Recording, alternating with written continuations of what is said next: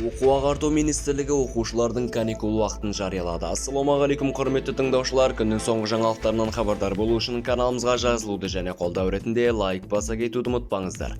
Оқу-ағарту министрлігі орта білім беру ұйымдарына 2023-2024 оқу жылындағы 90-дардың ұзақтығы мен каникул уақытын бекітті. Бұл туралы ведомство Телеграмдағы ресми арнасында хабарлады. Ведомство мәліметінше 2023-2024 оқу жылында орта білім беру ұйымдарында 1 қыркүйекте басталды. Оқу жылы 25 мамырда аяқталады.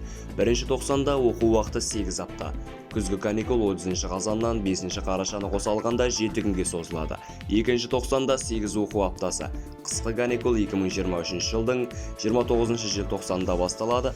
2024 жылдың 7 қаңтарының қоса алғанда күнтізбелік 10 күнге созылады.